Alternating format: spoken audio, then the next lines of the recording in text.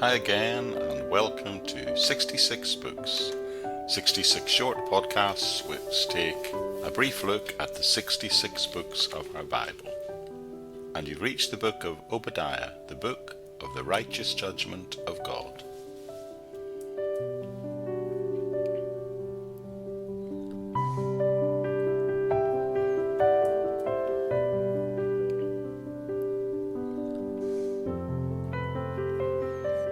The first verse of this book declares that this is the vision of Obadiah. There is no other information other than his name. Consequently, nothing is known of his time, his town, or his family. Furthermore, nothing is known of Obadiah's ministry, apart from what little glimpses are contained within this short book. However, he must have been one of the few genuine prophets left in Judah at the time of its overthrow and captivity. He was an obscure prophet, yes, but we know he probably lived in the southern kingdom of Judah. Thinking about who the book was written to, well, dating Obadiah is difficult. There is no reference to anything in the opening verses. To complicate matters somewhat, the book describes an attack on Jerusalem in verses 13 and 14, and this is the only historical reference point in the book. Now, there were 4 significant invasions of Jerusalem in Old Testament times, each referred to in other parts of the Old Testament. They were firstly by the Egyptians in 926 BC in the reign of Rehoboam. That's described for us in 1 Kings chapter 14. Not many consider that to be the time period. By the Philistines and the Arabians between 848 and 841 BC in the reign of Jeroboam. That's described in 2 Chronicles, and that's seen as possibly a realistic possibility. Then there's the invasion by Israel in 790 BC in the reign of Amaziah, which is taught to us in 2 Kings. That seems unlikely based on the nature of the message. And then finally, the other one that is considered possibly quite realistic is the invasion by Babylon, which took place between 605 and 586 BC in the reign of Zedekiah, which is described for us in 2 Kings 24. But frankly, no one knows for certain to which invasion Obadiah refers. However, it's not really vital to know which invasion it's referring to in order to understand the message of the book. The content of the book concerns the nation of Edom. We are told that in the opening verse. But it's doubtful that Obadiah was actually speaking to the Edomites. They are being addressed, but that doesn't mean Obadiah was directly speaking to them.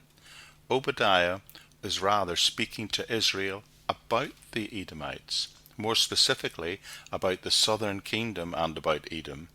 For dramatic effect, he uses an established literary technique of that time of appearing to be speaking directly to them. The message, the subject, is the judgment on Edom. The message being that God judges those who mistreat Israel, but that he will ultimately restore Israel. So the structure of the book, well, the content determines the structure. In the introduction, the nations are called against Edom. Then there is, in the second part, beginning straight after the opening couple of verses through to verse 14, the destruction of Edom is discussed. Firstly, talking about the certainty of that coming destruction and the reason for it. And then in the closing verses 15 to 21, the deliverance of Israel is described, and something called the day of the Lord in all the nations is referred to, and the day of the Lord in Israel. So thinking about the purpose, why the book was written. Well, the first purpose of Obadiah is to declare Edom's doom. The situation was this: Edom and Israel are described as brothers, and that was literally true. Isaac and Rebekah had twin boys named Jacob and Esau, and each of these 2 sons became the 2 nations of Israel and Edom. There had been rivalries between the two for many years. But about 850 BC, the Edomites were seen to look on with pleasure at the misfortune that was falling on Judah. They even took advantage of that situation by taking some of their possessions over and a faction even took part in a conflict against them. That's mentioned in Obadiah verse 14. Therefore, Obadiah is saying that God will judge Edom for this cruelty towards their brother Judah.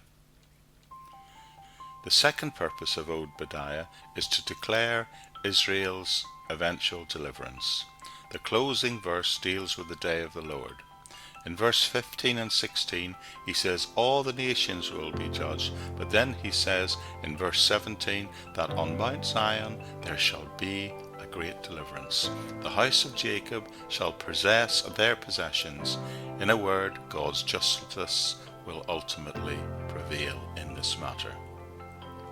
So to summarize the book, Obadiah, a prophet, declares Edom's destruction because of her treatment of Israel, and also describes the ultimate deliverance of Israel from this situation. In other words, God will judge those who mistreat Israel, and he will ultimately restore Israel.